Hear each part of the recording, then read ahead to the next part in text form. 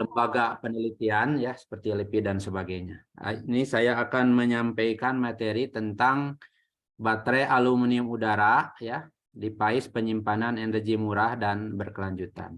Ya, kebetulan saya ada di laboratorium material elektronik ya, yang berada di bawah jurusan Teknik Elektro Fakultas Teknik UTS Siliwangi.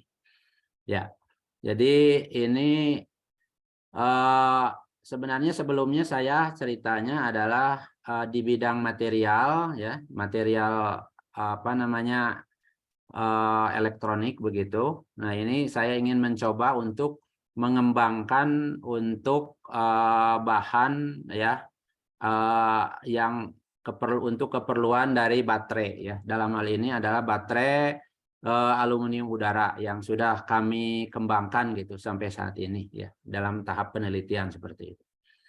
Bapak-bapak dan Ibu yang saya hormati, selanjutnya seperti mungkin sudah diketahui semua bahwa sekarang ya sedang apa namanya tren ya bahwa untuk pengembangan material terutama untuk baterai itu diarahkan atau difokuskan adalah untuk power ya, untuk mobil listrik begitu seperti dicanangkan oleh Presiden juga ya sudah disampaikan ya sekarang sedang apa namanya gaung tentang mobil listrik ya. Seperti juga diketahui baru-baru ini kan pelaksanaan G20 juga banyak itu kan menggunakan mobil listrik yang ketika di Bali tanggal 15 November yang lalu seperti itu. Nah, ini terkait dengan ini bahwa untuk Mohon maaf, mobil Prof. listrik ini pasarnya. Presentasinya mungkin di mute slideshow ya. Kenapa, Pak? Itunya, mute-nya itu mungkin slideshow. Udah slideshow belum? Ya baik. Ya ini ya, kelihatan Pak ya? Ya oke. Ya. Baik. Ya, mohon maaf. Ya, ini untuk kebutuhan apa namanya mobil listrik ini ya, sesuai ini saya ambil dari apa namanya McKinsey ya Center, itu diperkirakan lebih dari 30 juta ya untuk produksi mobil listrik. Ini diperkirakan di tahun 2030. Nah, ini menunjukkan bahwa tren ini akan terus naik ya untuk mobil listrik. Oleh karena itu ini apa namanya motivasi kami ya untuk tren ini menyebabkan bahwa kita berlomba-lomba mungkin di berbagai dunia, bahkan juga lembaga-lembaga penelitian di Indonesia juga sudah apa namanya untuk melaksanakan riset tentang untuk mobil listrik ya. Salah satunya adalah komponen barangkali komponen-komponen atau di dalam struktur mobil listrik, yaitu terkait dengan materialnya digunakan misalnya baik dari untuk apa namanya material anoda, mungkin juga separator, kemudian juga elektrolit, kemudian juga bahan apa namanya material katalis untuk katoda seperti itu. Nah, ini karena perkembangan yang apa namanya trennya cukup besar atau tumbuhnya cukup besar ya. Ini diperkirakan di 2030 ini apa mencapai di atas 30 juta ya mobil yang akan dikembangkan seperti itu. Nah, ini kebanyakan sekarang ini untuk mobil listrik ini menggunakan power atau baterai gitu ya. Menggunakan baterai adalah jenis-jenis baterai untuk mobil listrik itu adalah baterai ion litium ya. Nah, ini yang paling banyak digunakan. Di samping itu juga ada baterai asam timbal ya, seperti itu. Kemudian ada juga NIMH baterai. Nah, ini juga baterai-baterai yang dikembangkan ya, baterai-baterai yang digunakan maksud saya digunakan untuk power ya, untuk menghidupkan mobil listrik seperti itu. Namun di satu sisi bahwa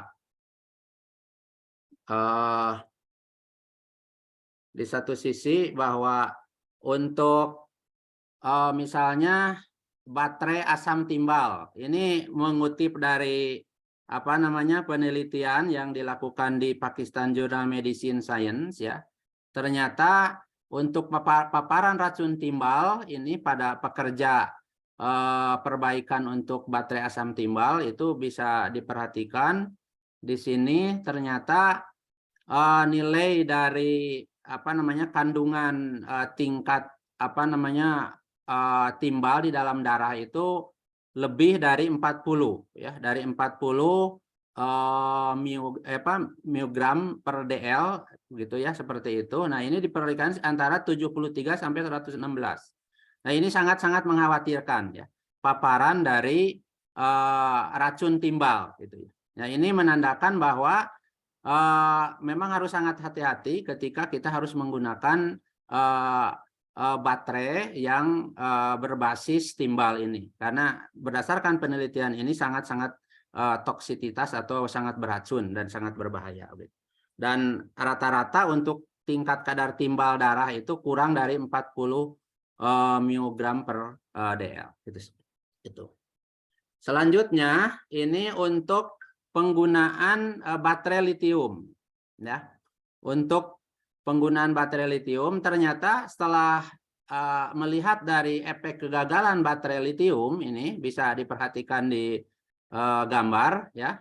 Di gambar ini adalah grafik begitu, seperti itu. Ternyata ini peningkatan temperaturnya di baterai litium itu secara eksponensial ya, di dalam pembentukan panasnya menjadi lebih cepat itu. Bisa diperhatikan itu kenaikan ya temperaturnya ya, fungsi. Nah, ini kenaikan temperatur ini akan menyebabkan ya peningkatan tekanan internal sel ya, yang menyebabkan pecahnya rangka sel ya, yang akibatnya ya ini mudah terbakar, seperti contoh lihat di gambar yang di atasnya begitu, seperti. Jadi ada pembakaran ini disebabkan karena ada peningkatan temperatur yang secara eksponensial terbentuk ya di dalam itu, karena ini terjadi ada reaksi kimia yang terjadi di dalam struktur baterai, seperti itu.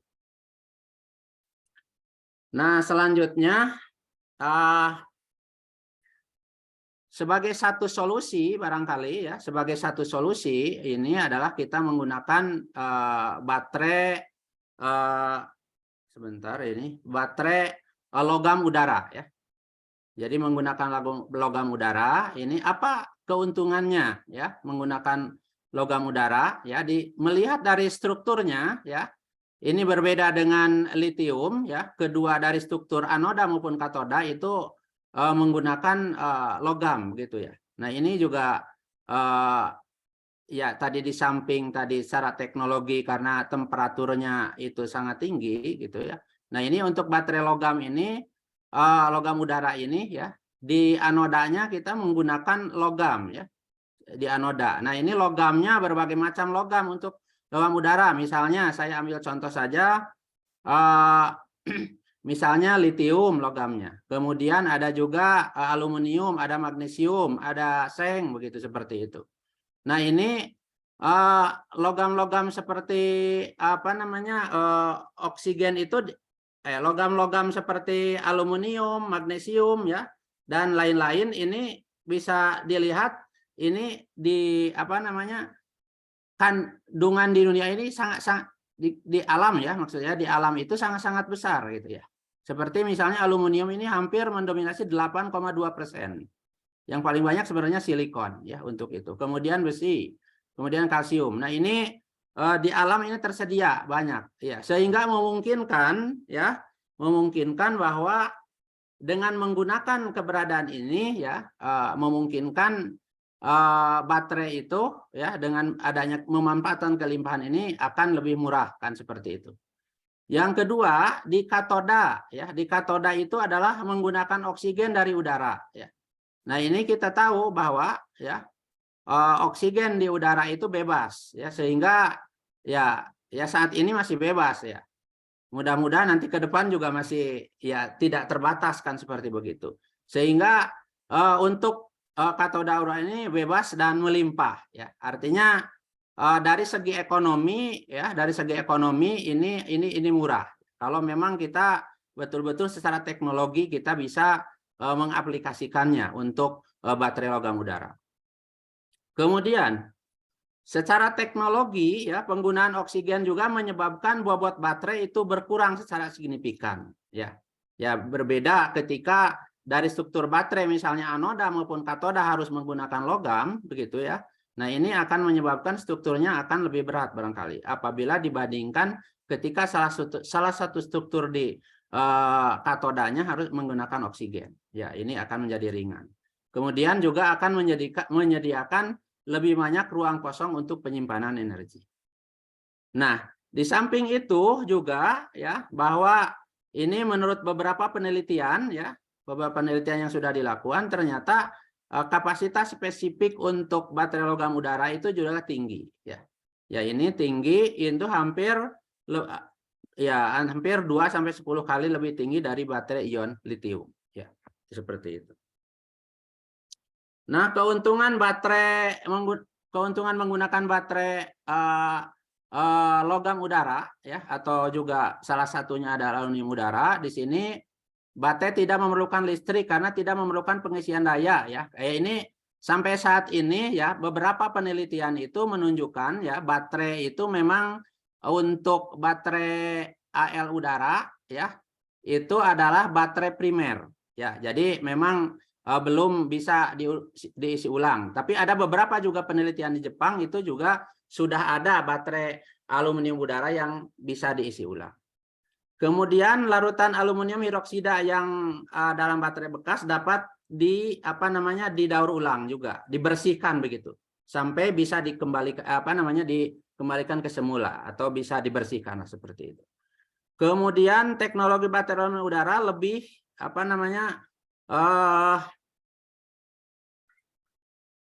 karena hanya menggunakan elektrolit ya berbasis tidak beracun lah. Jadi kita menggunakan air lah salah satu contohnya begitu. Jadi tidak beracun, berbeda dengan baterai lithium ion ya, yang menggunakan elektrolit ya organik yang mudah terbakar misalnya seperti itu. Ya sehingga tadi menyebabkan ada kelemahan yang dari segi teknologinya. Seperti itu. Namun juga baterai aluminium udara juga ada kelemahannya. Ya, tadi sudah saya sampaikan bahwa secara teknologi ini baterai ini sampai saat ini ya sebagian besar ini baterai ini memiliki kelemahan dan tantangan utama seperti tidak dapat diisi ulang ya. Kemudian setelah anoda aluminium dikonsumsi oleh reaksinya dengan oksigen, baterai tidak akan lagi menghasilkan listrik ya tadi karena tidak bisa diisi ulang maka satu kali pakai sudah selesai kan seperti itu. Kemudian baterai aluminium udara harus dibawa ke stasiun pertukaran baterai yang merupakan juga kalau misalnya mobil ya menggunakan baterai juga tadi harus mendapatkan baterai baru kan begitu. Ya, jadi tidak seperti misalnya litium harus tinggal dicas saja kan seperti itu contohnya. Nah ini kelemahannya. Tapi ya kita melihat secara teknologi untuk pengembangannya. Nah ini sampai ke mendapatkan bagaimana caranya harus baterai ini bisa secara teknologi bisa diisi ulang gitu seperti itu. Nah ini beberapa perkembangan ya untuk baterai logam udara ini beberapa yang bisa ya ini sebelah kanannya tidak kelihatan karena terhalang. Ya. Nah, ini berawal di tahun 1878 ya untuk ini baterai seng udara yang pertama dikembangkan begitu ya. Nah, ini beberapa logam juga dengan tahun yang berbeda ini dikembangkan ya. Ini secara tren ini hampir beberapa lebih dari 50 tahun ya ini perkembangannya sampai sekarang.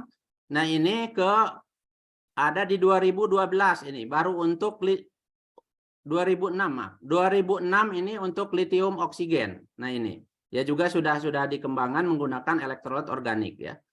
Nah kemudian dikembangkan lagi untuk beberapa logam misalnya ini untuk seng ya. Untuk seng ini dengan tambahan elektroda untuk baterai seng udara gitu ya, seperti itu. Nah, ini kebanyakannya dikembangkan adalah lithium oksigen ya, lithium oksigen. Ya mungkin ini setelah 2018 juga di sini ada lithium, kemudian lithium oksigen dengan seng oksigen, ya berkembang lagi, ada juga magnesium ya, ada juga sodium ya, udara, kemudian juga dikembangkan sampai aluminium udara. Seperti itu. Nah, ini perkembangan lain untuk penggunaan aluminium ya, baterai logam udara ini yang lainnya bisa digunakan untuk penyimpanan energi ya, energi misalnya dari energi angin, untuk dari sel surya gitu ya.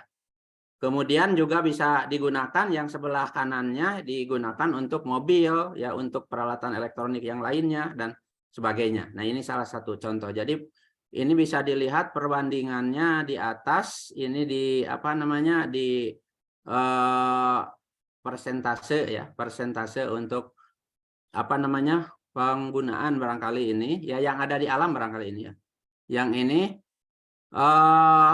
ini sampai untuk aluminium contohnya ini tidak, aluminium itu sebenarnya 18,8% ya, seperti itu. Nah, ini secara keseluruhan untuk perbandingan dari tegangan baterai, kemudian energi spesifik dan rapat energi volumetriknya. Nah, ini bisa dilihat bahwa yang aluminium udara itu ya sekitar untuk tegangannya sekitar yang hitam berarti 2,71 volt. Ya, ini maksimumnya.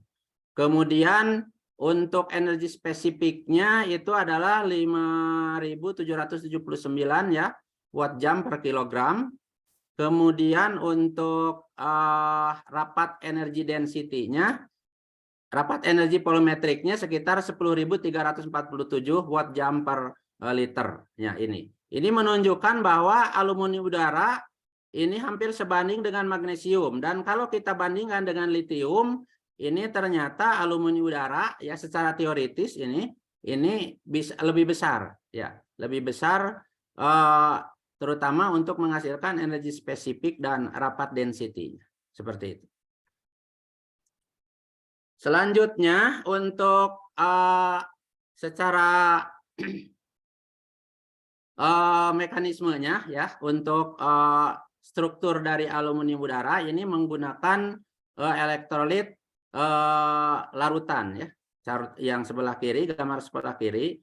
Intinya di sini bahwa dari strukturnya terdiri dari ya, logam di anoda kita menggunakan logam ya, plat logam begitu. Di katodanya ini current collector, kemudian dilapisi dengan bahan aktif atau juga bisa ya katalis lah begitu, seperti itu. Nah, ini bisa diperlihatkan di sini bahwa proses reaksi ya, reaksinya dari oksigen itu masuk ke pori-pori ya di dalam katalis begitu ya, di dalam bahan aktif lah seperti itu, karena katalis adalah untuk mempercepat reaksi kan begitu. Nah, ini O2 ini akan bereaksi dengan air ya, air dari elektrolit kan seperti itu, sehingga menghasilkan di situ OH-. Nah, OH-, nah ini OH- ini akan melakukan reaksi dengan logam, misalnya M dengan Willox-nya adalah N+, begitu seperti itu. Nah, ini akan mendapatkan nanti ada di anoda itu reaksi misalnya oksidasi akan membebaskan atau melepaskan elektron. Ya, nanti elektronnya yang elektron bebas ini yang akan menjadi untuk sumber tenaga nanti, yaitu kelistrikannya, seperti itu gambarannya.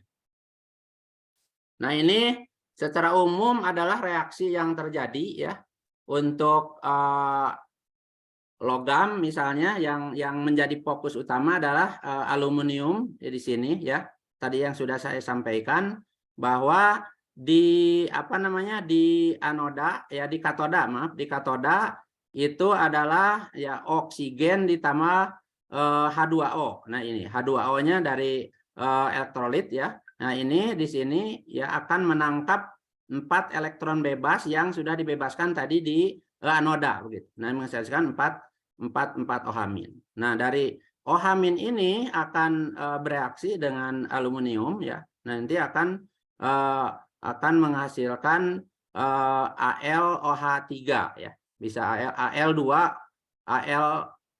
Al2O3. Nah, sebenarnya AlOH3 ini itu adalah produk reaksi. Nah, produk reaksi ini adalah sebuah limbah ya. Limbah yang nanti akan sangat berpengaruh ya.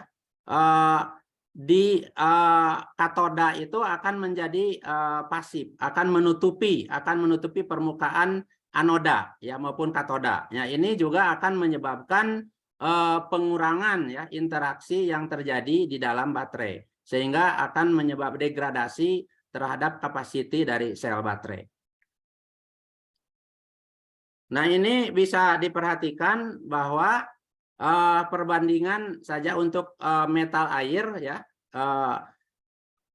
di grafik yang sebelah kiri ya, di sebelah kiri ini sumbu X-nya adalah energi spesifik dan sumbu Y-nya adalah apa namanya daya spesifiknya.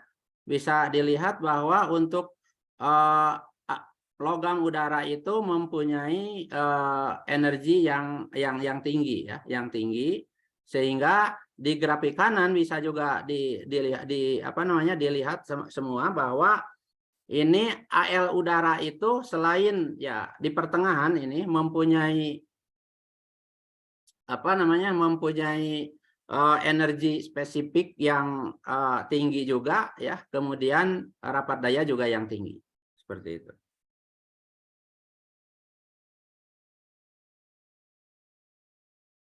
Ya, selanjutnya diperlihatkan juga di gambar ya, di sebelah di layar perbandingan antara energi density ya untuk 3 baterai ya. 2 baterai lah kita bandingkan, misalnya lithium ion baterai dengan lithium air baterai. Ternyata lithium air baterai itu mempunyai rapat density-nya besar ya. Jadi bisa kita katakan bahwa seperti tadi sudah saya sampaikan di awal bahwa di sini rapat density ya maupun energi density yang sebelah kirinya, yang sebelah bawahnya sumbu X-nya itu beberapa kali lebih besar ya dibandingkan dengan baterai ion lithium. Nah, ini tadi saya sudah sampaikan. Nah, selanjutnya ini ada hal yang menjadi masalah barangkali ketika kita menggunakan di baterai aluminium udara. Ya. Salah satunya adalah kita perlu menekan pengumpulan limbah reaksi, yaitu AlOH3 pada katoda maupun anoda. Tuh. Sehingga ya kita perlu melapisi katoda menggunakan bahan aktif yang tepat. Nah, ini ya. Kemudian juga menyediakan saluran untuk reaksi air dan oksigen yang tepat. Kemudian juga menyediakan reaksi pengulangan yang menghasilkan efek positif pada peningkatan kapasitas pengosongan baterai, ya, efisiensi charging dan discharging, kemudian juga siklus hidupnya. Nah, ini di dalam untuk mengatasi masalah ini, ya kami di laboratorium ini sudah menggunakan sebagai bahan aktif ya di katoda itu menggunakan silika serogel. Nah, silika serogel yang kami kembangkan itu adalah yang berasal dari ampas sagu ya. Kemudian diisolasi menghasilkan silika serogel. Nah, ini akan menjadi bahan aktif untuk reduksi oksigen dalam device penyimpanan elektroniknya baterai. Nah, secara teoritis ini untuk silikon maupun silikon oksida ini tinggi ya untuk kapasitasnya sekitar 4.200 ya. Jadi miliampere jam per gram. Kemudian untuk silikon oksidanya sekitar 1965 miliampere per jam per gram. Nah, ini melebihi kapasitas untuk granit ya. Kemudian juga di silika serogel atau silika gitu ya, atau juga SO2 itu dicirikan oleh keberadaan mikro dan mesopori. Nah, ini yang menyediakan saluran untuk reduksi oksigen dan difusi ya, dan difusi nanti elektrolit ke dalam pori seperti itu.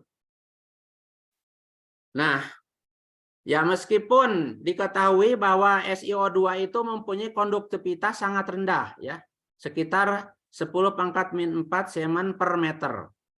Namun apabila bahan ini dikompositkan atau dipadukan dengan konduktif karbon, nah ini akan memperbaiki kontak antara partikel silika dan juga antara kolektor arus dan partikel silika. Nah, di dalam penelitian kami, ya bahan yang tadi menggunakan silika serogel, jadi kasus 1 kami sudah memvariasi bahan binder konduktif. Ya. Tujuannya ingin melihat pembebanan binder konduktif pada komposit karbon dengan SiO2. Kemudian yang kedua adalah ingin menyelidiki pengaruh karakteristik impedansi pada kapasitas baterai aluminium udara. Nah, bisa diperhatikan bahwa ya ini, mohon maaf judul dengan ini berbeda. Bisa diperhatikan struktur yang kami kembangkan ya, bisa di sini. Jadi strukturnya umum seperti tadi sudah disampaikan sebelumnya ya. Itu dari anoda sebelah kiri ya. Anodanya aluminium. Kemudian di tengah adalah separator ya. Separator, kemudian di sebelah kanan itu adalah current collector ya, yang dilapisi oleh campuran karbon dengan SO2. Nah, ini SO2 yang berasal dari limbah sagu itu tampil yang di sebelah kanan ini, yang di wadah itu.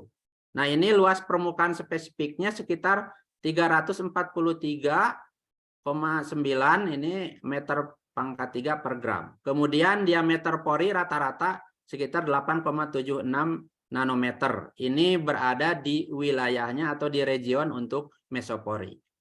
Nah, seperti itu. Nah, prosedur eksperimennya ya, jadi menyiapkan kami bahan bakunya karbon hitam, kemudian silika serogel dari abu ampas sagu, kemudian polivinil fluorida atau PDPF sebagai binder, kemudian metil NNP juga itu sebagai pelarut ya untuk PPDF untuk bindernya, kemudian juga menggunakan separator polipropilen.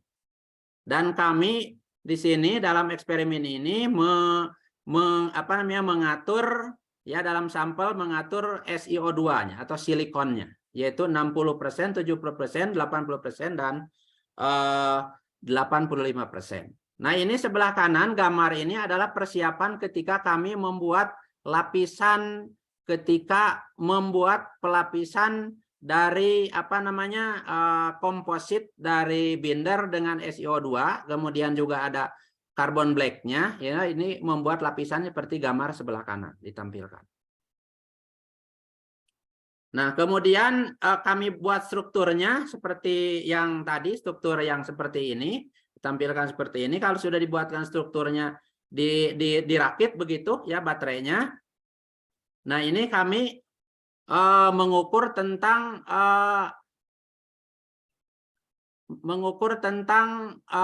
ini berapa kapasitasnya begitu menggunakan baterai testing system ya, seperti tampil di gambar. Nah, ini ada sel-sel baterai yang sedang di running begitu ya, di running. Nah, ini kemudian direkam oleh komputer yang sebelah kanan. Nah, ini sama seperti ini. Ini sel baterai yang ya untuk percobaan ya, sebelah kanan, sebelah kiri ini yang warna kuning ini, yang ini adalah sel-sel baterai. Ini sedang melakukan pengukuran atau sedang running ya untuk pengukuran kapasitas baterai. Dan kemudian selanjutnya selain kami juga mengukur kapasitas baterai, kami juga melakukan pengukuran untuk ACE ya. Jadi electrochemical impedance dan spektroskop. Kemudian juga siklus voltametri. Jadi menggunakan alat yang sebelah sini. Jadi alatnya namanya adalah PAMSEM ya, yang seperti itu. Kemudian itu direkam oleh komputer sebelah kanan. Nah, ini hasil dari pola XRD ya, sebelum dan setelah pengosongan baterai. Ya. Karena ini baterainya bersifat adalah baterai primer, jadi pengosongan saja, jadi tidak melakukan pengisian. Ya, bisa diperhatikan di gambar ya untuk pola XRD ya, kiri kanan ya. Ini A-nya adalah sebelum discharging dan sebelah kanannya adalah setelah discharging. Nah, ini bahwa ketika dibandingkan intensitasnya ini ternyata yang setelah di-charging itu ya intensitasnya ini tereduksi ya dibandingkan dengan yang sebelum charging. Nah, ini mengapa ini tereduksi ya? Berdasarkan penelusuran ya, ini ternyata ini produk discharging ini terakumulasi di katoda udara dan menghasilkan molekul air. Ya, molekul air. Nanti bisa dijelaskan ini kenapa molekul air, bisa dijelaskan nanti di hasil FTIR setelah ini. Itu seperti itu.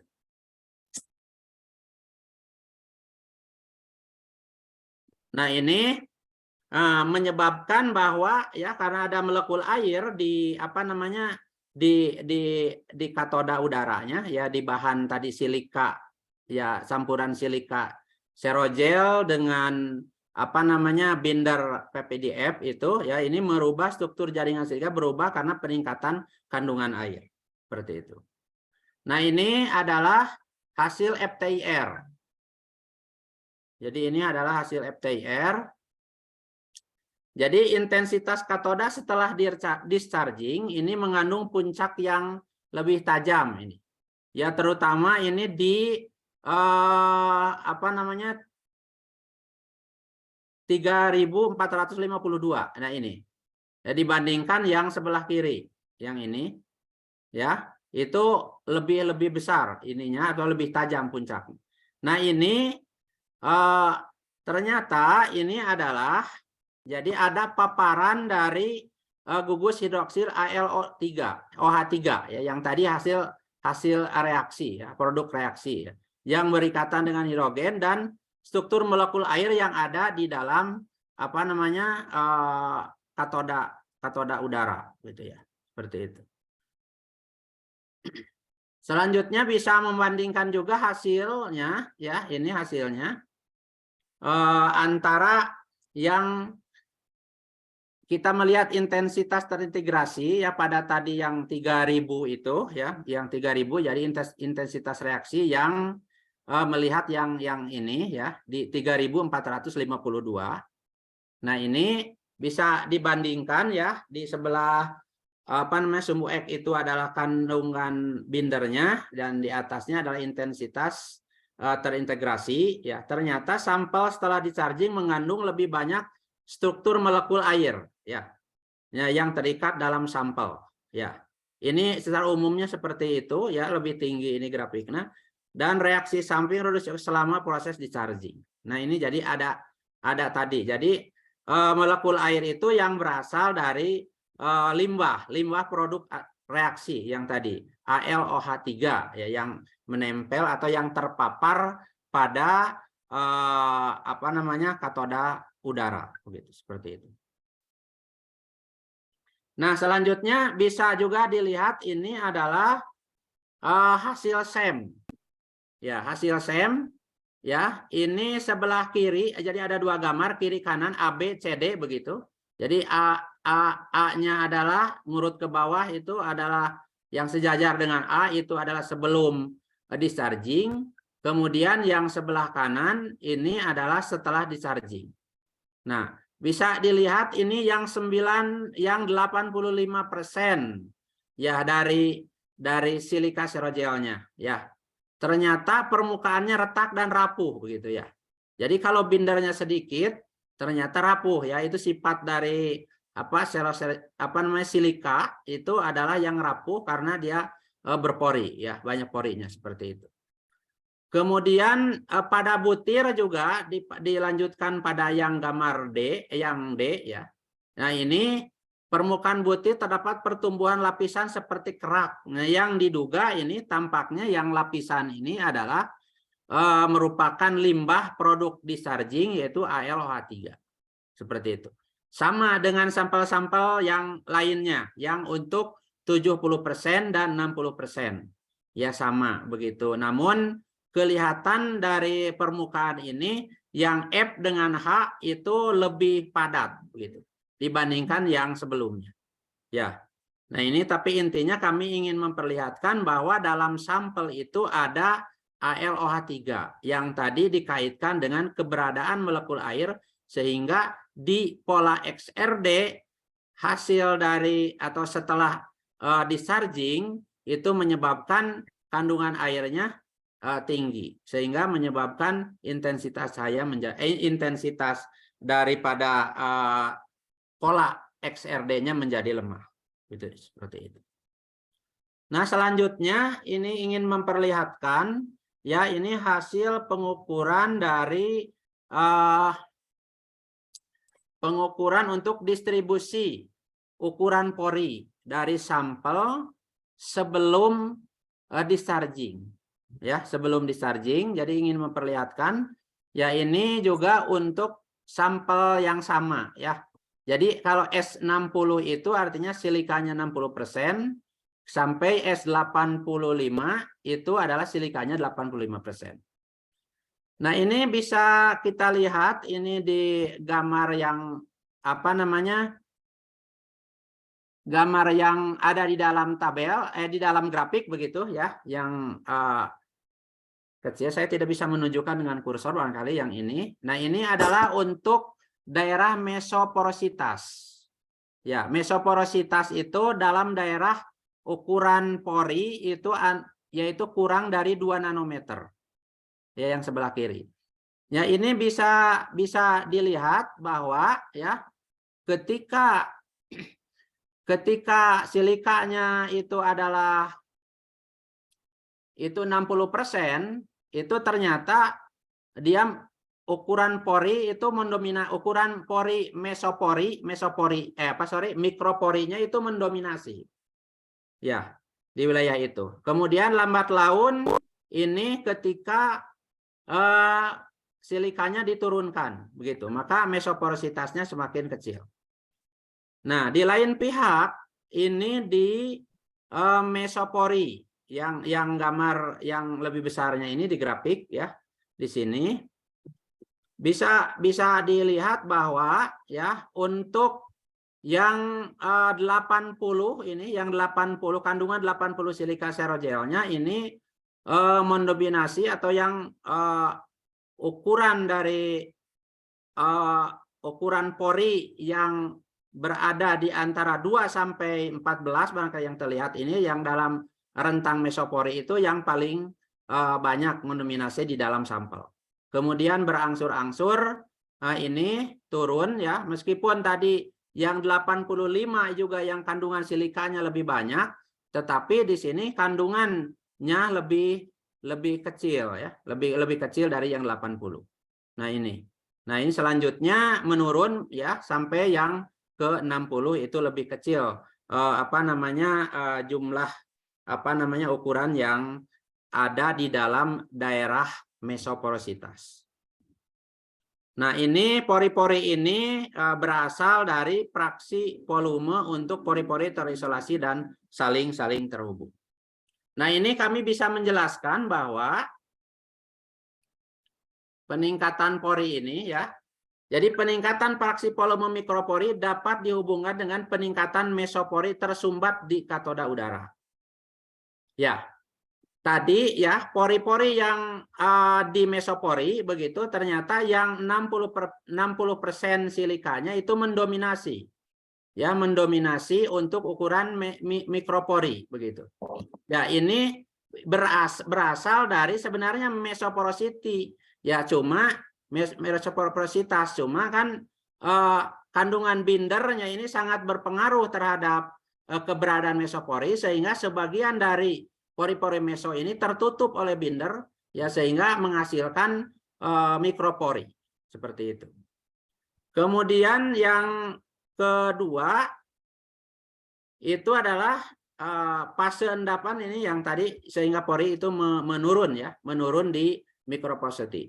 Kemudian yang ukuran mesopori ini, yang gambar tadi ukuran mesopori ini, yang warna merah ini, ya, ukuran yang dipusatkan ini ternyata bergeser ke ukuran pori yang lebih kecil, ya. Ini dari merah sampai yang hijau. Itu pusatnya ini bergeser, ya, untuk porinya. Nah, ini, ya, ini bisa dihubungkan dengan peningkatan konten binder, ya, PDF. Jadi ada saat pengikatan binder PPDF itu meningkat, maka lebih banyak partikel PPDF mengisi ruang mesopori. Ya, kalau mengisi ruang mesopori artinya binder itu akan memperkecil ruang, ya, di dalam mesopori seperti itu. Kemudian yang kedua, tegangan permukaan rendah dari larutan dengan kandungan PPDF yang lebih tinggi ini menghasilkan pengurangan ukuran pori-pori, ya. Jadi tegangan, ya, tegangan permukaannya yang rendah. Nah, ini juga menyebabkan terhadap pengurangan ukuran pori yang tadinya meso. Nah, ini juga karena tegangan permukaannya rendah menyebabkan ada pengurangan ukuran pori. Nah, selanjutnya ini pengukuran elektrokimianya, ya. Pengukuran elektrokimianya bisa dilihat tampilan di gambar, ya. Ini tadi sudah sampaikan di awal, ini menggunakan untuk EIS ini, ya. Jadi kami menggunakan alatnya PAMSEM, ya. Dan diperoleh bahwa untuk semua grafik, ya, mulai dari yang hijau yang 80%-nya itu silika, itu bisa kelihatan itu lingkarannya di awalnya, lingkaran setengah lingkarannya itu kecil sekali, ya. Kemudian setelah silikanya berkurang begitu atau bindernya bertambah, ternyata lingkaran setengah lingkarannya itu berubah menjadi besar begitu, menjadi besar. Di samping itu juga, nah, ini garis lurusnya, ya, yang garis lurusnya ini bisa dilihat kemiringannya ini berbeda. Jadi semakin landai kemiringannya apabila silikanya, kandungan silikanya ini semakin kecil. Kemudian di inlet juga bisa dilihat di sini, ya, inlet yang di dalam itu bisa dilihat itu kepanjangan yang antara 0 ini sampai kecil, ya. Ini saya juga kurang kelihatan. Ini 90 kalau nggak salah, 90 ohm begitu, ya. 90 ohm bisa dilihat bahwa lingkaran kecil itu, ya, itu tidak sempurna, ya, tidak sempurna, bisa tampak itu dari kecil sampai besar, tapi tidak sempurna. Itu seperti itu. Nah, ini bisa dijelaskan bahwa, ya, untuk titik awal dari lingkaran kecil yang tidak sempurna ini bisa dilukiskan sebagai resistansi ISR, ya, ekuivalen series resistansi, dihubungkan seperti itu. Nah, ini ESR, ya, ISR ini berasal dari yang pertama adalah resistansi dari larutan elektrolit, ya. Jadi elektrolit semakin lama atau semakin ini, ya, tergantung pada konsentrasi, ya, konsentrasi elektrolitnya. Kemudian yang kedua itu antara contacting antara bahan aktif dengan current kolektor, ya, di katoda gitu, ya, di katoda udaranya seperti. Kemudian yang selanjutnya adalah campuran di bahan aktif itu di bahan aktif ya kadangkala ya bahan itu kan tidak konduktif sebagian sehingga itu menghalangi lintasan elektron. Jadi semakin jauh ya lingkarannya lintasannya ya di dalam bahan itu maka dia akan menghasilkan ya semakin jauh berarti lintasannya akan memiliki EFR yang sangat besar seperti itu. Kemudian untuk lingkaran setengah lingkaran yang besar ya. Ya, setengah lingkaran yang kecil dulu. Yang kecil dulu di sini ya, yang kecil. Yang kecil itu yang tampak di sini adalah lingkaran yang tidak lengkap ini, yang tidak lengkap. Nah, ini lingkaran yang tidak lengkap itu adalah merupakan solid electrolyte interface layer resistant. Jadi ini terjadi antara elektrolit dengan bahan anoda ini.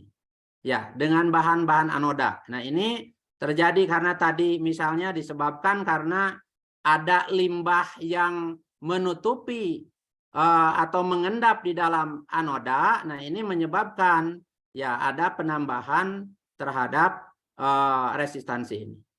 Kemudian yang selanjutnya adalah setengah lingkaran besar. Ini yang tampak di sini lingkaran besar. Ini ya tidak berbentuk juga ya lingkarannya karena ini kan ya tidak sempurna lah lingkarannya. Nah, ini lingkaran ini berasal dari resistansi transfer muatan ya. Transfer muatan yang berada antara interface dari elektrolit dengan permukaan katoda ya. Permukaan katoda atau permukaan bahan aktifnya seperti itu. Kemudian nah ini sumbernya adalah ya disebabkan misalnya karena misalnya permukaannya kasar ya, misalnya karena berporinya lebih banyak begitu ya, atau porinya juga masih kecil. Misalnya untuk mikropori ya, Untuk mikropori ini kan untuk ion-ion ini kan hanya menghalangi jalan masuk saja ke dalam mikropori sehingga di dalam mikropori ini tidak terjadi ada reaksi antara oksigen dengan air. Nah, seperti itu. Nah, ini menjadi satu hambatan begitu. Satu hambatan untuk melakukan reaksi. Kemudian yang garis lurus itu adalah ya resistansi Warburg ya. Warburg yang lurus ini tergantung kepada difusi ya atau peresapan elektrolit ke dalam pori-pori di dalam bahan aktif seperti itu. Nah ini kalau lintasannya ya akan lebih cepat maka akan menyebabkan ya resistansi Warburg-nya kecil ya, kecilnya seperti itu. Nah, selanjutnya kami ingin menyampaikan juga ini hasil pengukuran dari BTS.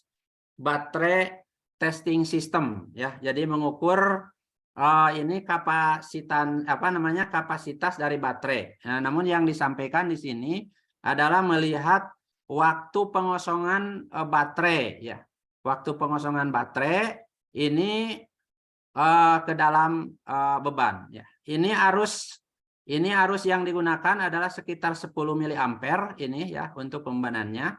Nah, bisa dilihat bahwa dari grafik ya itu yang paling pengosongannya paling lama itu yang sampel yang 80%.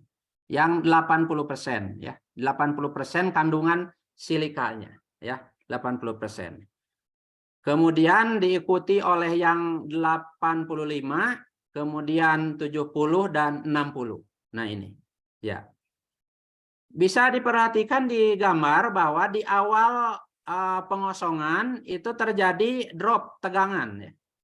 Ya, dari 0 itu kan tegangan rangkaian terbuka ya, dari 0 itu turun gitu ya. Nah, ini disebabkan oleh waktu yang tidak cukup untuk pembasahan katoda udara ya. Sehingga elektrolit masuk hanya ke lapisan permukaan amop saja ya, permukaannya saja dan belum meresap jauh ke bagian dalam saluran mesopori. Sehingga akibatnya ya tegangannya seperti itu, drop gitu ya.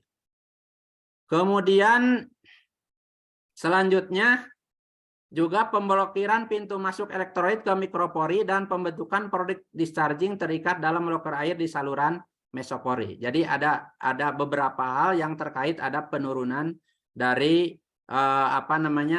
penurunan dari nilai kapasitas untuk sampel ya, dari kandungan silika yang terbesar sampai kandungan silika yang terkecil, atau binder yang terbesar ke yang terkecil seperti itu. Nah, ini tadi sudah disampaikan di hasil pengukuran sebelumnya, baik oleh XRD, kemudian oleh FTIR, kemudian oleh distribusi Polri dan SEM, semua berkaitan dan mengarah kepada penjelasan untuk hasil pengukuran baterai ini, terutama untuk kapasitas ini.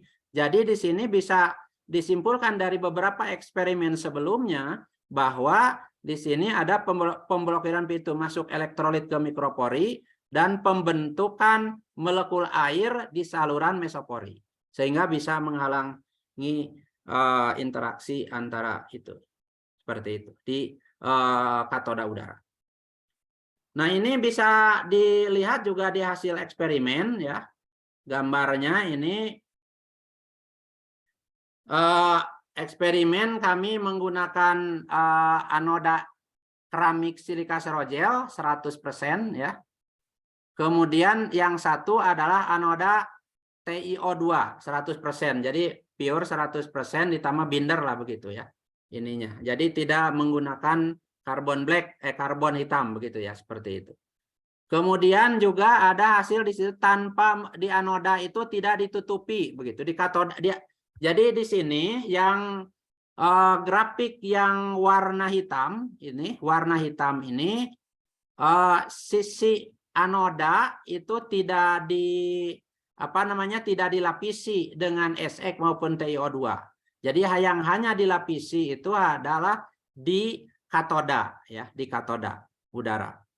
Nah, itu bisa dibandingkan. Kemudian yang merah ini bisa dilihat, yang merah perbedaannya ini, yang merah ini adalah hasil dari bagian anoda itu dilapisi ya oleh silika serogel ya. Kemudian juga di katodanya juga dilapisi oleh silika serogel. Ya. Sama juga untuk TiO2 juga dilapisi masing-masing anoda maupun katodanya.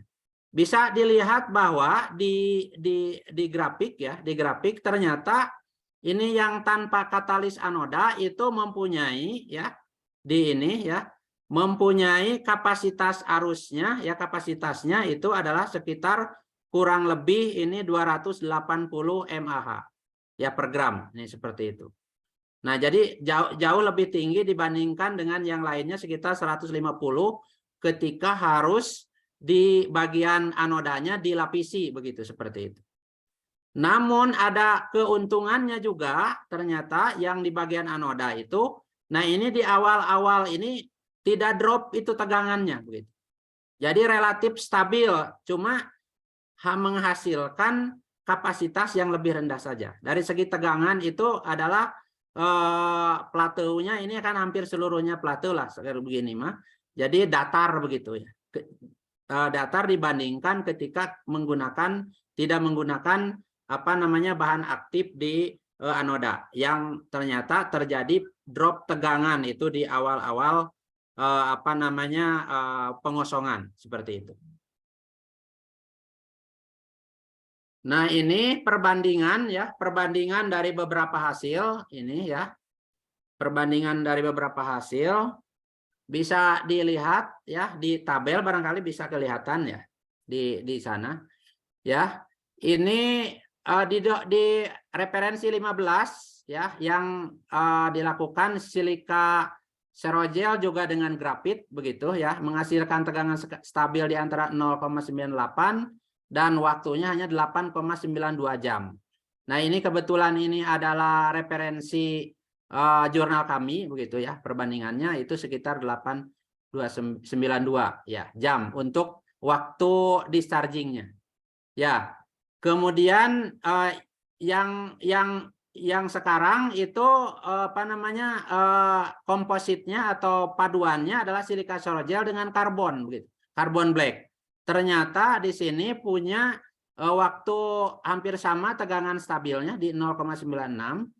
Namun apa namanya untuk waktu pengosongannya di 38,73 jam. Nah, ini jauh lebih tinggi. Ya. Nah, ini bisa dimaklumi karena tadi ada apa namanya pengenalan dari apa namanya tadi campuran ya karena grafit begitu, dan setelah kami telusuri di referensi ternyata ini apa ekspansi dari volume apa namanya grafit itu lebih besar daripada karbon. Nah, sehingga menyebabkan penurunan dari apa namanya waktu apa namanya pengosongan. Kemudian dibandingkan juga dengan bahan campuran lain ya ini ya misalnya mangan oksida ya begitu ya. Kemudian juga ada platina begitu ya. Nah, ini ya di referensi 39, 37, 40 dan 41. Setelah kami analisis ya membandingkan dengan referensi ya ternyata untuk mangan dan kawan-kawan ini sampai PT begitu ya. Nah, ini dia ketika dibuat slur ya, dia menggumpal begitu, menggumpal hebat begitu. Sehingga itu akan ya menyebabkan apa namanya aktivitas pori itu terbatas begitu. Namun ketika dibandingkan misalnya dengan silika yang kami lakukan penelitiannya, ya seperti tahu silika itu adalah lebih rapuh ya, sehingga hasil dari apa namanya bahan aktif di katoda udara itu lebih apa namanya lebih berpori ya dibandingkan dengan mangan oksida ya karbon, kemudian sampai karbon fiber juga cloth ya sampai ke platina dengan karbon itu mereka lebih padat ya lebih rapat gitu dibandingkan dengan ini. Itu berdasarkan analisis sehingga menyebabkan apa namanya penurunan aktivitas elektrokimia ya yang menyebabkan terhadap pengurangan dari waktu pengosongan ketika baterai digunakan untuk beban seperti itu. Nah, ini juga kami mengadakan pengujian ini ada baterai yang kami kembangkan, ini ada 10 sel baterai ya yang ada di laboratorium kami yang ini yang sudah dikembangkan ada 10 sel baterai, kemudian kami uji dengan menggunakan beban motor DC 100 mA begitu ya. Nah, ini hasilnya bisa dilihat bahwa di tabel yang sebelah kiri ini adalah hasil dari ACE ya, dari 10 sel baterai ACE ya. Di situ menunjukkan grafik ini ada beberapa di tampilan grafik ya di apa namanya di gambar ini hanya perbedaan ketika elektrolitnya suntikan pertama, suntikan kedua dan suntikan ketiga seperti itu. Dan tampak bahwa di suntikan ketiga itu menyebabkan apa namanya resistansinya besar gitu dibandingkan dengan ketika suntikan pertama. Nah, ini juga bisa dilihat dari 10 sel baterai ya, dari 10 sel baterai ternyata baterai yang C1 ini menghasilkan apa namanya untuk resistansi dari elektrolitnya ini ya, ini ternyata besar begitu ya. Kemudian yang di bawahnya ini ya untuk resistansi transfer muatannya ini ternyata di baterai yang kedua dan ketiga ya, C2 dengan D1 ya. C2 dengan D1. Nah, ini juga di resistansi ini juga tampak lebih besar ya dibandingkan dengan resistansi yang lainnya gitu ya di sel itu. Nah, ini adalah pengujian ya untuk apa namanya di motor begitu, motor DC 120 mA itu tegangan ya di pertama itu yang gambar kiri ya, gambar kiri itu adalah ya memang ini tegangannya kecil ya dari 10 sel itu ya itu seperti itu karena ingin mendapatkan arus yang lebih besar. Jadi pemasangannya secara paralel begitu ya. Nah, ini bisa dilihat bahwa sekitar 15 jam barangkali ini hampir plat begitu ya untuk penggunaan untuk tegangan dari baterai tadi. Kemudian lihat juga di sebelah kanan ini penggunaan untuk dayanya ya. Untuk dayanya sebelah sana jadi hanya ini turun drastis setelah 2 jam. Jadi penggunaan ya. Ini ke motor ini. Nah, di sini bisa dilihat ya karena ini kita memvariasi suntikan elektrolit ya, elektrolitnya disuntik begitu. Nah, ini ternyata jumlah elektrolit sesuai dengan volume pori ya, ruang kosong elektroda tidak terisi penuh dengan elektrolit. Sehingga memungkinkan gas oksigen cukup menyebar ke seluruh elektroda. Sehingga bisa disimpulkan disuntikan ke satu ini menghasilkan daya yang lebih besar.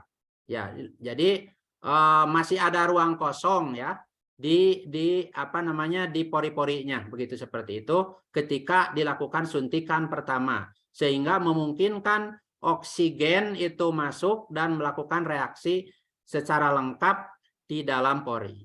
Namun ketika suntikan 2, suntikan ketiga, nah ini menurun ya. Karena sebagian volume dari pori ini sudah terisi oleh elektrolit ya, sehingga ruang oksigen ini menjadi berkurang. Kalau oksigen berkurang, maka akan menyebabkan ya reaksinya berkurang ya. Sehingga ini berpengaruh terhadap apa namanya daya yang dihasilkan atau apa namanya tadi kapasitas yang dihasilkan dan kemudian kapasitas yang digunakan untuk beban ya, beban dalam hal ini adalah motor DC 10 mA. Kemudian selanjutnya kami juga ingin menjelaskan untuk kasus kedua variasi konsentrasi binder menggunakan bukan PPDF. Jadi ini binder green, binder alam begitu ya. Ini seperti ini. Nah, ini guargum ini warnanya putih ya. Seperti kalau mirip-mirip kalau di kita itu aci apa namanya tapioka begitu ya, tapi mirip seperti itu ya. Nah, ini sama yang lainnya kita menggunakan karbon hitam, guargum, kemudian separatornya adalah polipropilen. Kemudian konten ininya juga guargumnya divariasi ya 10 sampai 40. Nah, ini kami mendapatkan hasil pengukuran ya. Bisa dilihat di gambar bahwa di inlet yang kecil ya di yang atas itu di awal. Nah, ini untuk guargum yang 10% bindernya menunjukkan setengah lingkaran yang sangat kecil. Ya pada daerah frekuensi tinggi yang berkorelasi dengan apa namanya ini resistansi transfer muatan yang sangat rendah begitu. Kemudian ketika frekuensi menurun, seluruh plot ini kan menjadi garis lurus ya. Nah, ini menjadi garis lurus. Kemudian antara 20 hingga 40 memiliki diameter setengah lingkaran yang lebih besar. Bisa dilihat meskipun diameternya ini adalah lingkaran yang tidak sempurna begitu ya, yang tidak sempurna. Nah, ini permukaan lapisan aktif sebagian atau seluruhnya diblokir oleh transfer elektron oleh pembawa muatan. Nah, ini kenapa misalnya ya ini tidak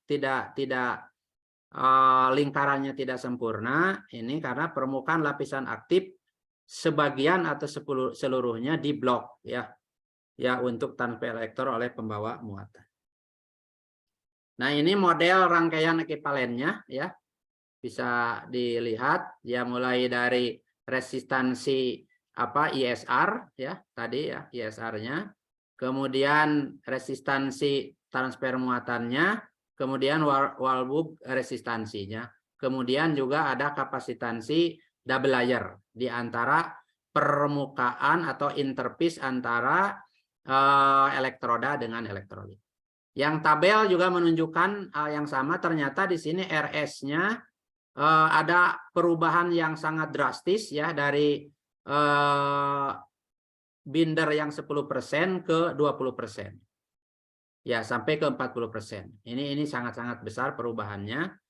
Nah, ini bisa dilihat bahwa RS dan W dihubungkan dengan larutan elektrolit dan resistansi difusi ya. Sedangkan ini untuk apa namanya resistansi transfer muatan itu jauh lebih kecil dibandingkan dengan kandungan dari binder yang di atas 10%. Ya, seperti itu. Nah, ini bisa dilihat juga adalah cyclic voltammetry ya. Cyclic voltammetry. Mohon saya tersendat-sendat Pak karena ini sebagian dari apa namanya? Sebagian dari layar tertutupi oleh apa namanya? Ini peserta itunya ya di laptop saya begitu. Jadi tersendat-sendat. Nah, ini bisa dilihat bahwa untuk cyclic voltammetry, nah ini luas terintegrasi kurva ini berkurang dengan meningkatnya kandungan, jadi kandungan binder ya dari guargum ini. Jadi yang paling besar itu luasannya adalah yang warna kurva yang hitam. Jadi yang GG 10%. Jadi bindernya yang 10% begitu. Nah, luas kurva dihubungkan dengan kapasitas pengisian dan yang tersedia selama pemindaian atau scan ya. Nah, ini. Dan berkurang ini apabila bindernya diperbesar ya sampai 40%. Seperti itu. Nah, selanjutnya bisa dilihat untuk kapasitas pengosongan ya, capacity baterai ya. Nah, ini sesuai dengan hasil tadi dari ACE dan cyclic voltammetry bahwa binder yang kontennya 10% ini mempunyai kapasitas yang terbesar ya di sekitar 45 miliampere jam per gram ya seperti itu. Nah ini dengan bisa dilihat juga bahwa itu terjadi penurunan tegangan ya yang terus-menerus ya.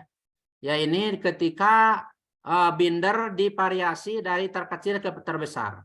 Nah, ini dihubungkan dengan resistansi ISR yang tadi ya, ekuivalen apa namanya series resistan ya, yang berasal mungkin dari larutan elektrolit ya, konsentrasi larutan elektrolit atau mungkin contacting antara bahan aktif dengan current collector. Nah, ini dihubungkan dengan penipisan larutan elektrolit ya. Jadi di dalam itu ya, di dalam elektrolitnya. Kemudian panjang plat berkurang dengan bertambahnya konten binder. Nah, panjang plat tegangan ya, tegangannya ini berkurang. Ini sesuai dengan peningkatan resistansi internal pada lapisan aktif ya, disebabkan tadi RCT ya atau resistansi transfer muatan. Nah, itu ya yang menyebabkan terjadi apa namanya pengurangan dari plat untuk tegangan yang terukur. Nah, ini selanjutnya juga kami sudah mengembangkan modul baterai ya, modul baterai 24 sel ya, 24 sel. Gambar itunya ya di atas yang atas, kemudian real ya, pembuatannya ada di bawah. Ini di bawah sedang diisikan oleh elektrolit ya, sedang diisikan oleh elektrolit.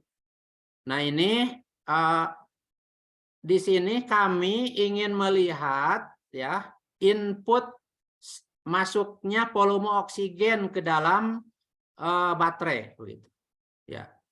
Input masuknya oksigen ke dalam baterai karena di sini kan yang bisa dibuka itu bagian atas, kemudian di samping kiri ini yang bulat-bulat ini saluran untuk udara ya, saluran udara masuk begitu. Yang sebelah kanan juga ada saluran udara. Nah, ini kami sudah lihat ya, ini resistansinya. Nah, ini kami sudah melihat bahwa ketika modul itu ditutup ya, berarti kan yang terbuka itu adalah sisi kiri dan kanan untuk saluran udara. Nah, ini bisa menghasilkan daya sekitar 80 miliwatt ya. Memang kecil begitu ya untuk seperti itu, dan arusnya juga kecil. Namun ketika ini ditutup ya, dengan bisa dilihat ini di sebelah kanannya juga ditutup, sebelah kiri atasnya juga ditutup ya. Meskipun ini sudah ya ini sebelah kanannya tidak ditutup, ini terjadi penurunan ini. Penurunan daya itu ya menjadi lebih kecil ya, menjadi lebih kecil. Ya, seterusnya juga demikian ya. Itu menjadi juga lebih kecil ya setelah ditutup atas, samping kiri juga samping kanan. Ini masih ongoing ya, dalam progres untuk pengukuran kami di laboratorium seperti itu. Kemudian bisa kami menyimpulkan bahwa ketika tadi ada variasi volume oksigen yang masuk ke dalam modul, itu gas oksigen disediakan sebagai reaktan ya ke dalam larutan dan larut dalam elektrolit berdifusi ke situs reaksi di elektroda berpodi untuk menjalani reaksi elektrokimia. Jadi di sini bahwa jumlah oksigen yang tersedia di situs reaksi akan sangat mempengaruhi kelarutannya di dalam elektrolit. Ya. Nah, sehingga kelarutan oksigen akan meningkatkan kinerja sel. Ketika saluran oksigen ditutup pada sisi kiri dan sisi kanan, kiri kanan jadi satu sisi ditutup, kemudian dua sisi juga ditutup. Pada modul maka daya keluaran modul baterai berkurang, ditunjukkan oleh pengurangan nyala lampu LED tadi, yang ini. Jadi yang tadi itu yang ketika hanya ditutup atas saja, kiri kanan terbuka, ini lampu LED-nya menyala semua. Ya di sana. Kemudian ketika ditutup atas, samping kiri juga ditutup, ini hanya ini lampu LED-nya dua menyala, sama halnya ketika ditutup semua, itu seperti itu. Nah, pengurangan volume oksigen yang masuk ke dalam saluran modul menyebabkan jumlah oksigen yang terlarut dalam elektrolit berkurang sehingga menurunkan kinerja sel baterai di dalam modul. Itu seperti itu. Nah, ini kami juga sudah mengembangkan pembuatan mobil listrik tenaga surya. Ini rangkanya bisa dilihat. Ya, ini kerangkanya sudah dikembangkan ini di lab, di workshop ya. Seperti itu. Kemudian ini pembuatan selanjutnya. Kemudian ini sudah jadilah seperti begini ya, kerangkanya untuk mobil listriknya, itu seperti itu. Dan kami ingin menampilkan video untuk mobil yang kami kembangkan di laboratorium, gitu. Seperti itu.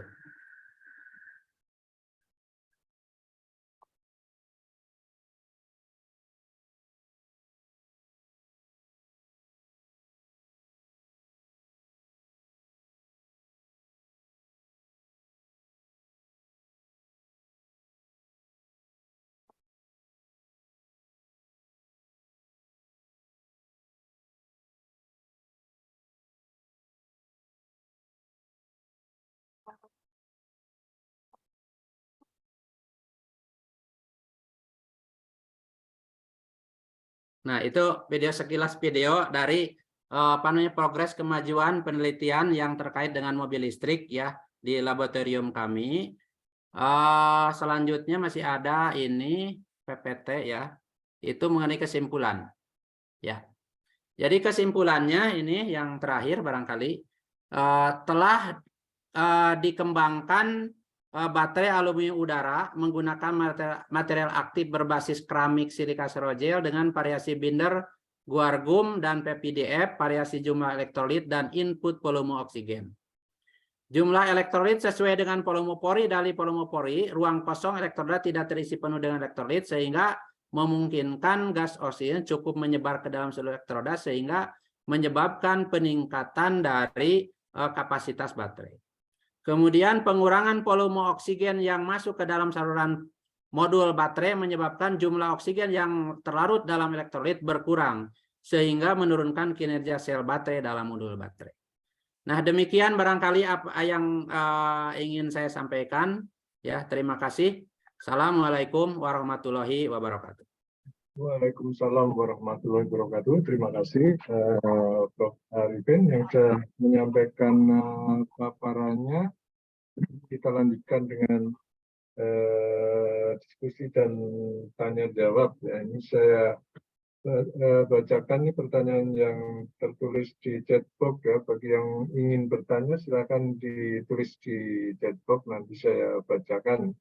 Kecuali kalau ada permintaan khusus bisa mengangkat tangan, bisa menggunakan mic-nya. Baik, pertanyaan yang pertama ini dari Pak Yos ya, ini ya.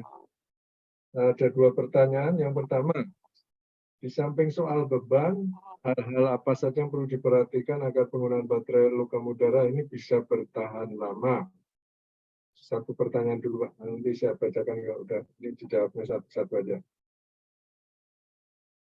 Sudah, Pak? Ya, Nah, ya. Baik, jadi beban itu ada hal utama ya ketika baterai digunakan. Ya. Namun ada hal lain supaya kapasitas bisa bertahan lama, begitu kalau nggak salah ya ininya pertanyaannya. Ya.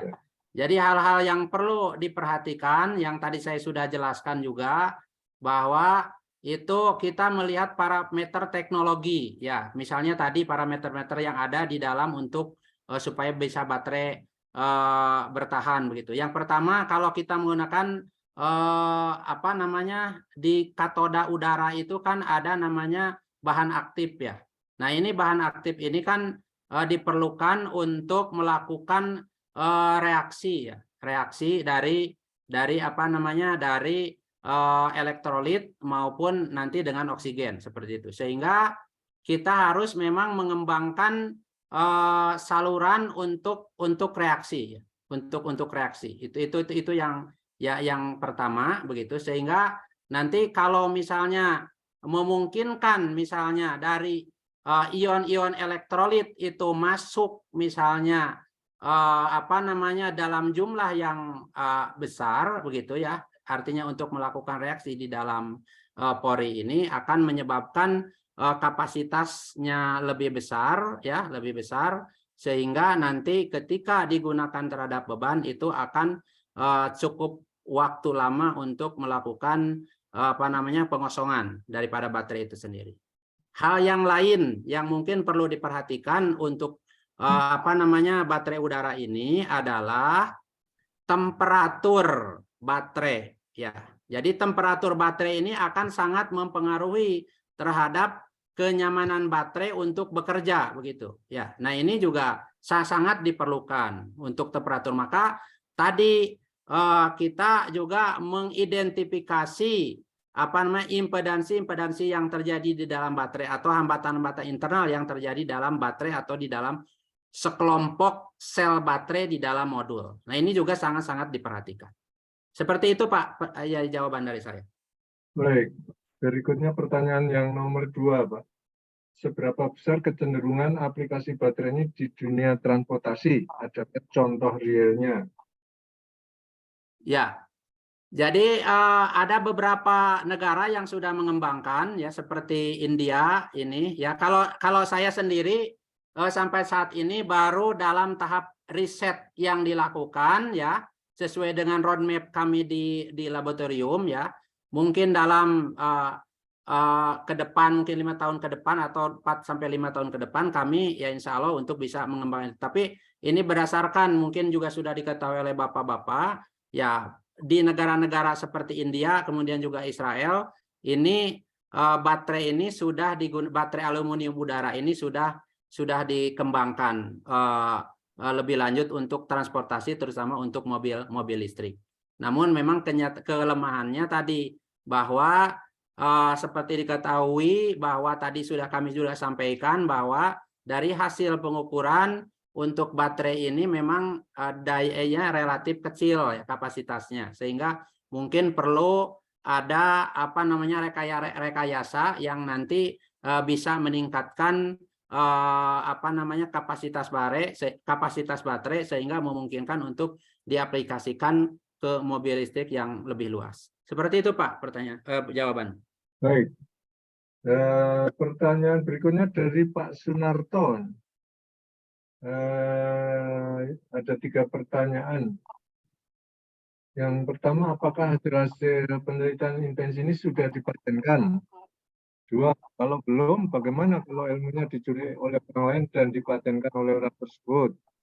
Tiga, apakah invensi ini sudah dilisensikan ke perusahaan untuk dikomersialisasi? Demikian Pak, ini 1, 2, 3 Ya, saya ya, bacakan mohon maaf Pak, sekaligus. diulangi lagi Pak. Saya kurang, Ya. ini rada berek-berek juga ini suaranya, Oh, nah, ini speakernya. saya baca 3 sekaligus karena saling mengkait ini Pak. Ya, Yang pertama, apakah hasil-hasil penelitian invensi ini sudah dipatenkan? oh ya. Yang kedua, kalau belum, bagaimana kalau dicuri orang lain, dipatenkan oleh orang Ya, tersebut? baik Pak, baik. Kami, jadi ini sudah 2 paten diusulkan Pak ya, sudah didaftarkan. Jadi yang pertama terkait dengan sel penggunaan materialnya, ya untuk elektroda ini, ya katodanya untuk silika serogel dengan rekayasanya. Kemudian yang kedua kami juga sudah mempatenkan modul baterainya Pak di tahun 2022 ini. Jadi memang sudah kami lindungi Pak, jangan sampai sudah di duluan orang begitu Pak untuk ini. Demikian Pak. Baik, yang pertanyaan ketiga, apakah invensi ini sudah dilisensikan ke perusahaan untuk dikomersialisasikan? Nah ini untuk ke perusahaan kami belum Pak. Kami belum karena kami juga harus mengukur tentang keberhasilannya dulu. Jadi kami harus menguji cobakan dulu kelihatan dari yang di kami. Baru kami nanti bisa untuk kerjasama. Tapi inisialisasi kami di dalam penelitian ini sudah bekerja sama dengan perusahaan yang terkait untuk perakitan baterai Pak. Jadi sudah kami dengan perusahaan. Seperti itu Pak. Baik, berikutnya pertanyaan dari Pak Dasri. Izin bertanya Pak, bagaimana dengan pengelolaan limbah baterai tersebut dan kenapa Indonesia sendiri belum mampu memproduksi baterai skala besar untuk dimanfaatkan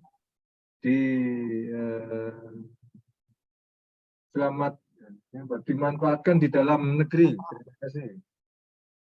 Ya, jadi di sini kan limbahnya itu kan penggunaan aluminium Pak ya. Ya aluminium kalau sudah dipakai memang yang tadi sudah kami jelaskan itu ada limbah AlOH3 begitu, yaitu warnanya yang menempel pada itu. Dan itu bisa dilakukan didaur ulang kembali Pak. Di lab kami sudah melakukan untuk pendaur ulangan. Ya, kami belajar dari Universitas Gadjah Mada begitu ya di Laboratorium Teknik Kimia.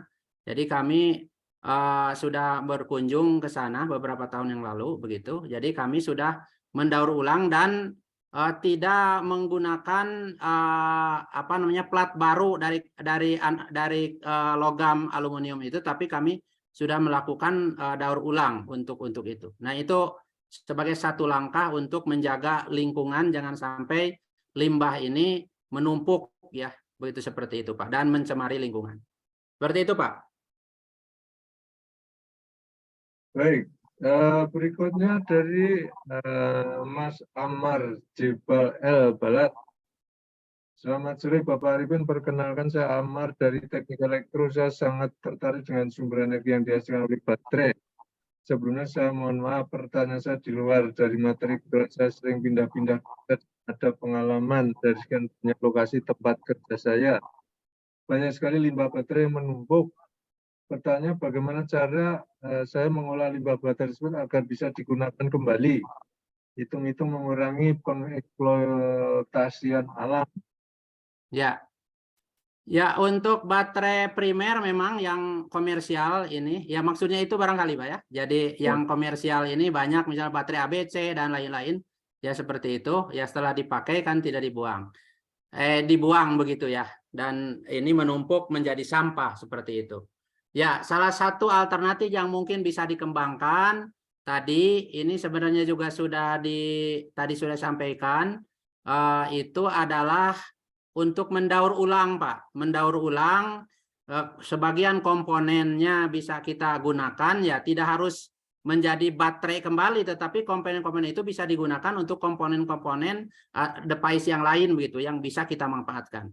Yang penting bagaimana caranya pendauran ulang itu bisa dilakukan untuk mengurangi jumlah limbah baterai yang menumpuk begitu seperti itu. Karena ya baterai terutama ini baterai-baterai yang primer ya yang sekali pakai Seperti itu, Pak. Baik. Ini ada pertanyaan masih dari Mas Amar Jebal L. Barat lagi nih. Mohon maaf, satu pertanyaan lagi. Ini di luar dari materi tapi ada hubungannya dengan baterai. Minta tolong pencerahannya. Ini saya mau mencari kebenaran kandungan yang ada di dalam lumpur Lapindo Porong Sidoarjo. Apakah benar bahwa lumpur tersebut mengandung litium? Aduh.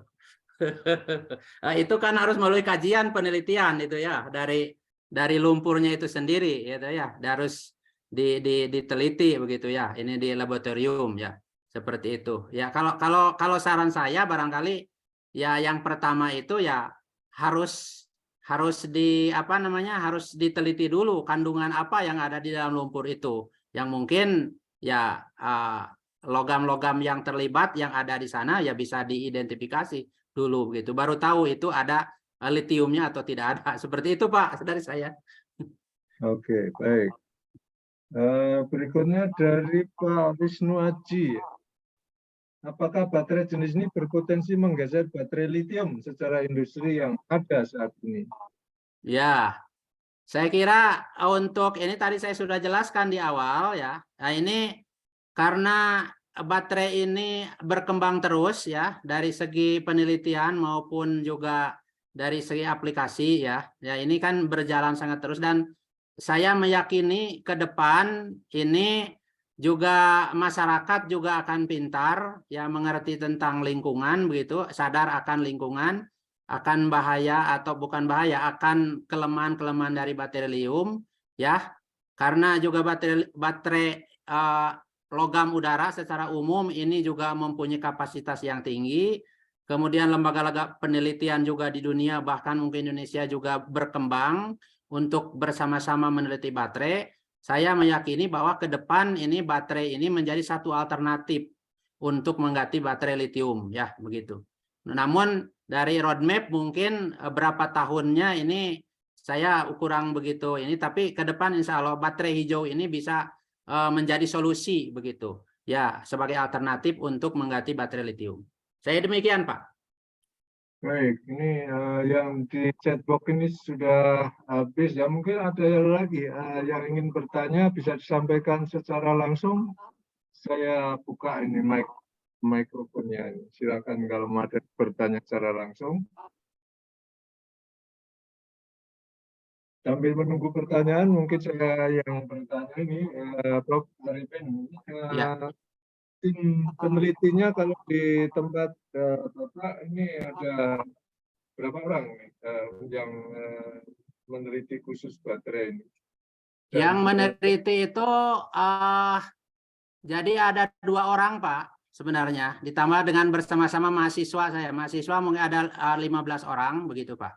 ya, Jadi itu di bawah bimbingan kami. Jadi mahasiswa saya, kemudian ada juga teman saya 1 orang begitu ya. Sudah dosen juga dan peneliti begitu Pak. Seperti itu. ya. Jadi mahasiswa ada 15 orang. Yang diteliti ininya apa saja? Apakah misalkan tadi tentang pembuatan baterai selnya, atau juga ada mungkin tadi ada mobil tadi. Jadi yang diteliti sebenarnya kami ini, karena kami di teknik elektro sebenarnya ingin mengembangkan aplikasi dari baterai ini untuk ke teknik elektroannya Pak, gitu. Seperti tadi kami mengembangkan seperti tadi juga kami sudah mencoba beban motornya bagaimana begitu ya. Jadi teknik seperti ke mobil-mobil listrik tenaga surya seperti tadi juga kami sudah kembangkan begitu, meskipun tadi baterainya itu bukan baterai buatan kami begitu ya, tapi kami mencoba juga ke para peneliti yang ada di laboratorium kami supaya juga mengetahui bahwa aspek keteknikan itu tidak lepas, meskipun kami background-nya itu sebagian ada sains, tapi kami bisa mengembangkan dari sains ini menjadi teknik itu yang nanti dilaksanakan atau diaplikasikan di laboratorium kami di material elektronik Pak, seperti itu. Jadi sebenarnya penelitiannya tadi bisa dari apa namanya pengembangan baterai, tapi semua berbasis baterai, mulai dari baterai manajemen sistem juga kami juga sudah kembangkan Pak, begitu. Kemudian aplikasi baterai dengan superkapasitor ini untuk penggantian misalnya di apa namanya di ya sistem kendali Pak ya. Jadi mengarahkan kami ke sistem kendali, bagaimana juga ketika digunakan di dalam apa namanya penyimpanan energi di dalam baterai itu, kemudian penggunaannya di on grid Pak ya gitu ya, nanti ke beban kan seperti begitu. Nah ini juga bisa kami monitoring begitu. Jadi menggabungkan antara sistem kendali baterai kemudian aplikasi dari sumbernya Pak. Kami begitu melakukan penelitian di lab kami gitu, seperti itu dengan anak-anak. Oh, kalau ini apa kerjasama ada nggak Pak selain ini? Jadi kerjasama kami dulu itu kami malah dengan teknik fisika itu Pak, teknik fisika ITB Pak Profesor Bambang ya. Sekarang sakit Pak ya, mudah-mudahan cepat sembuh lah gitu. Itu dengan Profesor Bambang kami untuk aplikasi bahkan apa namanya itu bersama kami, publikasi bersama juga kita melakukan diskusi dan sebagainya. Kemudian juga kami orang teknik fisika juga Pak di LIPI Pak. Itu Pak, aduh lupa namanya ya. Di labnya LIPI. Jadi kami untuk karakterisasi itu banyak di LIPI Pak. Karakterisasi itu kami banyak di LIPI di labnya material begitu di situ. Jadi kami mengembang itu bersama-sama dan melakukan publikasi bersama dengan Pak apa namanya Pak Nana atau si Pak Nana ya. Itu Pak itu seperti itu Pak. Jadi itu saja yang kami lakukan Pak untuk kerjasama ya dengan universitasnya, dan yang utamanya kami kerjasama untuk misalnya karakterisasi sampel atau bahan biasanya kalau tidak ada di Indonesia keluar Pak kami di universitas kami, saya tempat dulu studi gitu di Jepang. Jadi kami juga itu melakukan itu untuk itu untuk melakukan itu ya.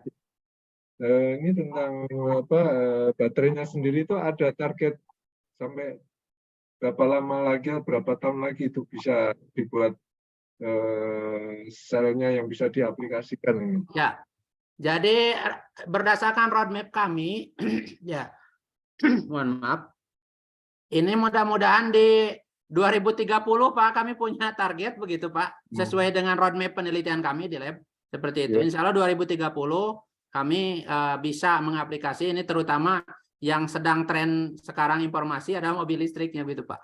Ini baterai kami seperti itu. Ya. Jenis apa kan baterai ada yang misalkan prismatik, yang silinder. Nah, itu yang kalau yang dikembangkan di Universitas Siliwangi ini yang dan kapasitasnya nanti berapa nih yang diaplikasikan, misalnya ampere hour tadi ya. Ampere hour itu kan ada yang mungkin kecil ampere hour, mungkin hanya misalkan 10 ampere hour, atau malah berapa lebih kecil dari 10 ampere hour, atau ada yang besar ratusan ampere hour. Nah ini memang memang itu kan dayanya sangat kecil Pak ya. Jadi memang aplikasinya itu harus ke beban yang lemah ya, daya lemah begitu ya, seperti itu. Dan kami sekarang juga sudah mengembangkan ini bersama para peneliti ini.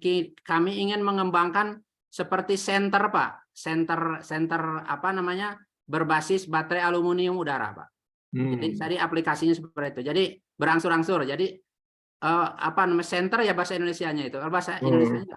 Iya, Indonesia ini baterai ya yang itu. Jadi center kemudian juga itu nanti berfungsi ganda. Ada center juga ada untuk apa mencas HP Pak. Mencas HP juga kami sedang kembangkan sekarang, ini tugas akhir mahasiswa itu.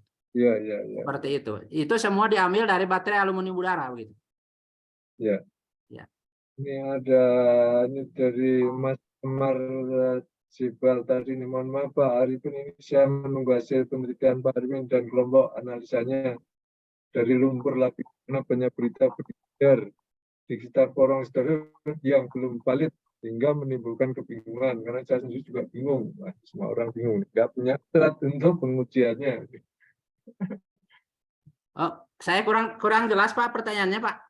Mohon maaf. Ya, ini apa tentang kandungan yang lumpur tadi itu Pak, mungkin adakah ini mungkin di sana ada apa, ini lumpur ada material yang bisa dipakai untuk baterai gitu, barangkali gitu. Lumpur apa, lapindo Pak ya? Ya betul. Oh, lumpur lapindo. Ya, kalau saya meyakini kalau lumpur lapindo itu silikanya ada Pak. Nah, itu bisa diambil Pak silikanya dari lumpur Lampindo. Kalau litium itu saya masih ini, dan itu harus diteliti lebih lanjut. Tapi kalau untuk baterai itu logam-logamnya seperti silika, mungkin magnesium dan sebagainya itu saya meyakini ada di dalam baterai itu gitu Pak, seperti itu. Ya, oke, baik. Adakah pertanyaan lain lagi yang akan disampaikan secara langsung?